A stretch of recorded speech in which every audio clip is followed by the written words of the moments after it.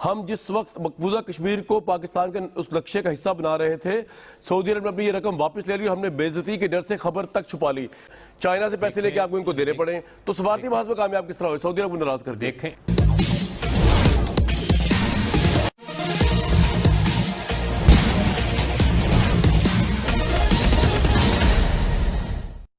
क्या विश्व के राजनीतिक परिदृश्य पर बदलाव की प्रक्रिया चालू हो गई है? क्या नए दोस्त और दुश्मन का चुनाव होने लगा है? क्या विश्व मंच पर भारत की एक प्रभावी भूमिका होने वाली है? आदि ऐसे प्रश्न हैं जिनका उत्तर जो अभी आपने पाकिस्तान टीवी पर चल रही परिचर्चा का अंश सुना, उसमें किसी न किसी रूप में दृष्टिगोचर होंगे। इस परिचर्चा में यह कहा जा रहा है कि इमरान खान सरकार जब 2018 में सत्ता में आई तो उसको आर्थिक मदद की बहुत ज़्यादा ज़रूरत थी। तब सऊदी अरब सामने आया और $6.2 बिलियन का आर्थिक सहायता उसने दिया। इस $6.2 बिलियन में से $3 बिलियन कैश के रूप में था। हालांकि इसकी अदायगी में अभी समय था, लेकिन सऊदी अरबिया ने उसमें से $1 बिलियन को तुरंत पाकिस्तान सरकार को अदायग करने के लिए निर्देश दिया, और जिसे पाकिस्तान सरकार को चीन से कर्ज लेकर $1 बिलियन चुकाना पड़ा। आखिर क्या हुआ कि अचानक सऊदी अरब को यह कदम उठाना पड़ा, जबकि सऊदी अरबिया और पाकिस्तान आपस में बहुत ही पुराने और विश्वस्त दोस्त रहे हुए हैं? क्या एक महज संजोग ही है कि 4 अगस्त 2020 को एक तरफ पाकिस्तान के प्रधानमंत्री अपने देश का नया पॉलिटिकल मैप जारी कर रहे हैं और उसी समय लोन वापसी का भी समाचार मिला?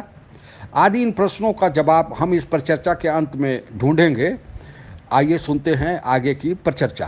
शुरू किया, लेकिन कश्मीर को लेकर हमारे साथ कोई एक इस्लामिक कंट्री जो है ना, उसका कोई सफीर आया, कल सरबरा आप लोगों ने नहीं बुला सके, कोई यकजहती मुस्लिम कंट्रीज में भी हम शो नहीं कर सके, जिससे ये जाहिर हो कि कश्मीर के मौके शाह महमूद कुरैशी का मसला है। नहीं सर, वो तो उनका मसला नहीं है, लेकिन कामयाब फॉरेन ऑफिस चलाना उनका मसला है। शाह साहब, अभी इस खबर को दबाने के लिए पाकिस्तान सरकार ने भरसक प्रयास किया, परंतु भारत के समाचार पत्रों में तथा पाकिस्तान के समाचार पत्रों में यह खबर किसी न किसी रूप में सामने आ गई है। विदेशी मामलों के जानकारों का यह कहना है कि पाकिस्तान तुर्की, मलेशिया, ईरान के साथ मिलकर एक समानांतर ओआईसी का गठन करना चाहता है। ओआईसी के में कुल 55 देश हैं और इसकी अध्यक्षता सऊदी अरबिया के पास है। मुस्लिम देशों को यह सबसे बड़ा फोरम है। पाकिस्तान के तुर्की, मलेशिया, ईरान के साथ मिलकर गोलबंदी करने से सऊदी अरबिया का नाराज होना स्वाभाविक लगता है। दूसरे, ईरान के साथ सऊदी अरबिया की दुश्मनी जग जाहिर है। अब चाइना के दबाव में पाकिस्तान ईरान के साथ दोस्ती का हाथ बढ़ा रहा है, तो फिर सऊदी अरबिया का नाराज होना स्वाभाविक है। तीसरा, सऊदी अरबिया अमेरिका के कैंप में है, जबकि पाकिस्तान अब चीन के पीछे खड़ा है, लिहाजा सऊदी अरबिया का पाकिस्तान से नाराजगी जायज़ लगती है। इन तीनों कारणों से सऊदी अरबिया लगता है कि पाकिस्तान से अब अपना हाथ पीछे खींचने लगा है। आपको यह बताते चलें कि इमरान खान की सरकार जब 2018 में सत्ता में आई थी तो पाकिस्तान उस समय गहरे आर्थिक संकट से जूझ रहा था। पाकिस्तान को इस गहरे आर्थिक संकट से उबारने के लिए सऊदी अरबिया भी सामने आया था और उसने कुल $6.2 बिलियन की आर्थिक मदद पाकिस्तान को की थी और इसकी अदायगी कुछ समय बाद होने वाली थी, परंतु अचानक सऊदी अरबिया ने उसमें से $1 बिलियन की वापसी के लिए पाकिस्तान सरकार को नोटिस दे दिया है। आपको यह भी बताते चले कि जब Imran Khan United nation security council में भाषण देने जाने वाले थे तो उनको सऊदी अरबिया ने अपना विमान उपलब्ध कराया था और उस विमान से वह यूनाइटेड नेशन सिक्योरिटी काउंसिल में पहुंचकर भाषण किए थे। इसी प्रकार जब सऊदी अरब के क्राउन प्रिंस पाकिस्तान आए थे तो इमरान खान सरकार ने उनको एयरपोर्ट पहुंचकर आगवानी की और खुद ही गाड़ी चलाकर एयरपोर्ट से राजभवन तक लाए थे।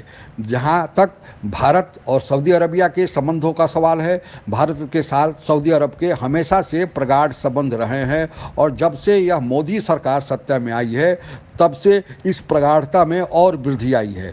आज सऊदी अरबिया भारत का तीसरा बड़ा व्यापार भागीदार है। आपको यह भी जानकारी होगी कि सऊदी अरबिया ने कश्मीर के मसले पर भारत के विरुद्ध एक शब्द भी अभी तक नहीं बोला है। साथ ही कश्मीर के मुद्दे पर पाकिस्तान ने ओआईसी की बैठक कराने की मांग की थी, परंतु सऊदी अरबिया ने उसे इनकार कर दिया। भारत के साथ सऊदी अरब का प्रगाढ़ संबंध होने के बावजूद भी सऊदी अरब का और पाकिस्तान के रिश्तों में कोई खटास देखने को नहीं मिली थी। फिर अचानक ऐसा क्या हुआ कि सऊदी अरब ने ऐसे कदम उठाए? क्या यह एक महज संजोग है कि उधर 4 अगस्त को पाकिस्तान के प्रधानमंत्री पाकिस्तान का नया पॉलिटिकल मैप जारी कर रहे हैं, जिसमें भारत के जम्मू कश्मीर को भी अपना हिस्सा दिखा रहे हैं, जिसका भारत ने कड़ा प्रतिरोध भी किया है, और उसी दिन सऊदी अरब ने अपने कर्ज वापसी की मांग कर पाकिस्तान को एक झटका दिया? इन प्रश्नों का उत्तर स्पष्ट देने में अभी राजनीतिक पंडित भी कतरा रहे हैं, लेकिन इतना स्पष्ट है राजनीतिक जानकारों के अनुसार कि महामारी के बाद विश्व के प्रदेश पर राजनीतिक भूमिकाएं बदलने वाली है और भारत इसमें बड़ी भूमिका निभाने वाला है। आप अगर हमसे जुड़ा रहना चाहते हैं तो कृपया मेरे चैनल को सब्सक्राइब करें तथा बेल आइकन भी दबा दें, ताकि नए वीडियो की जानकारी आप तक निरंतर मिलती रहे। धन्यवाद। जय हिंद।